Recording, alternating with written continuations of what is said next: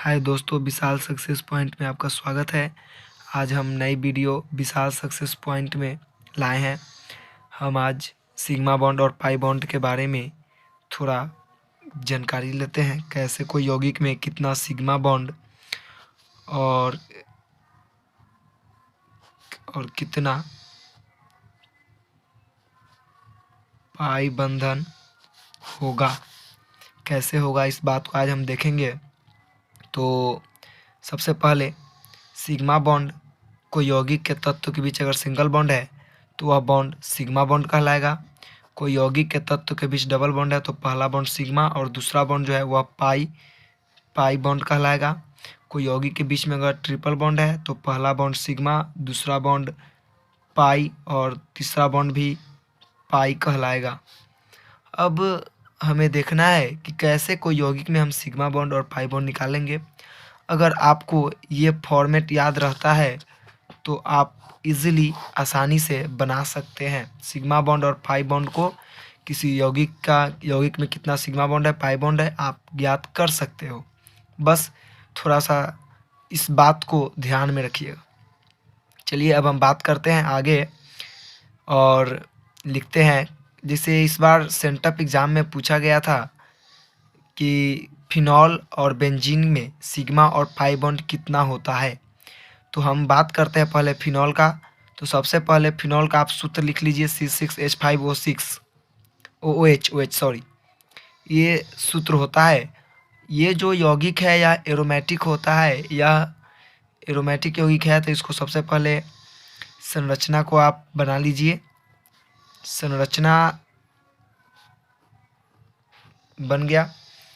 संरचना बनाने के बाद आसानी से, अगर संरचना बनाने ये सब अगर आप नहीं पढ़े हैं तो शायद दिक्कत हो। तो अब इसमें जितना भी सिंगल बॉन्ड है वे सभी बॉन्ड क्या कहलाएंगे? Sigma bond. सिग्मा बॉन्ड है, सिग्मा बॉन्ड है, सिग्मा बॉन्ड है। अब डबल बॉन्ड में जो एक बॉन्ड होगा वह सिग्मा और दूसरा बॉन्ड क्या होगा? पाई। एक बॉन्ड क्या होगा? सिग्मा और दूसरा बॉन्ड क्या होगा? पाई। एक बॉन्ड क्या होगा? सिग्मा और दूसरा बॉन्ड क्या होगा? पाई होगा। अब आप इसमें सिग्मा बॉन्ड गिनिए कितना होता है। 1 2 3 4 5 6 7 8 9 10 11 12 13। तो सिग्मा बॉन्ड के कुल संख्या कितना आ गया? 13। और पाई बॉन्ड कितना है? तो 1 2 3 3 है। कितना आसानी से हम लोग सिग्मा बॉन्ड और पाई बॉन्ड निकाल लिए। बस अब आगे हम बात करते हैं बेंजीन का भी। तो बेंजीन का पहले सूत्र होता है C6H6 और इसका जो संरचना होता है वह कुछ इस तरह से होता है। संरचना हम लिख रहे हैं, संरचना लिख दिए। अब इसमें जितना भी सिग्मा बॉन्ड है, एकल बॉन्ड है, वो सब क्या हो जाएगा? सिंगल बॉन्ड सिग्मा बॉन्ड हो जाएगा, सिंगल बॉन्ड सिग्मा बॉन्ड हो जाएगा। हो गया। अब डबल में एक सिग्मा होगा, एक पाई होगा। एक सिग्मा होगा, एक पाई होगा। एक सिग्मा होगा, एक पाई होगा। अब इसमें सिग्मा बॉन्ड गिनिए कितना होता है। तो 1 2 3 4 5 6 7 8 9 10। एक ये वाला छूट रहा है, ये वाला। अब देखिए 1 2 3 4 5 6, इस दोनों के बीच में भी 7 8 9 10 11 और ये 12। मतलब सिग्मा बॉन्ड टोटल कितना हो गया? 12। और पाई बॉन्ड कितना हो गया? पाई बॉन्ड है 1 2 3। पाई बॉन्ड कितना हो गया? 3। इस तरह से आप सिग्मा बॉन्ड और पाई बॉन्ड निकाल सकते हैं। अगर सर्किल ना बने तो आप, एक फार्मूला होता है सिग्मा बॉन्ड का कि Nc-1 प्लस अन्य तत्व की संख्या। जैसे हम बात करते हैं CH4 मीथेन का, तो CH4 मीथेन का बात करते हैं तो कार्बन कितना है? 1। कार्बन की संख्या 1 है तो 1 लिख दिए। -1 है तो -1 प्लस अन्य तत्व। कार्बन को छोड़कर अन्य तत्व क्या है? हाइड्रोजन है ना अन्य तत्व। तो हाइड्रोजन कितना है? 4। 1 में से 1 0 और 4 कितना हो जाएगा? 4। अब आप मीथेन का संरचना सूत्र लिख के देख लीजिए। उसमें आपको क्लियर हो जाए कि सिग्मा बॉन्ड कितना है।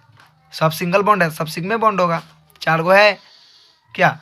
अगला हम देखते हैं C2H4 क्या, इथिन का देखते हैं। तो कार्बन 2 गो है और प्रत्येक कार्बन पर एक क्या है, हाइड्रोजन है।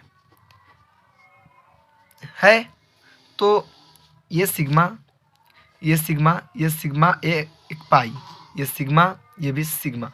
तो 1 2 3 4 5 कितना हुआ सिग्मा बॉन्ड, 5 5 हुआ है। और फार्मूला पे भी रख के आप देख लीजिए क्या है, NC-1। तो NC कार्बन से कितना है 2, तो 2 - 1 प्लस अन्य तत्व तो कितना है 4, तो 2 में से एक जाएगा 1, 4 तो कितना जाएगा 5, 5 है।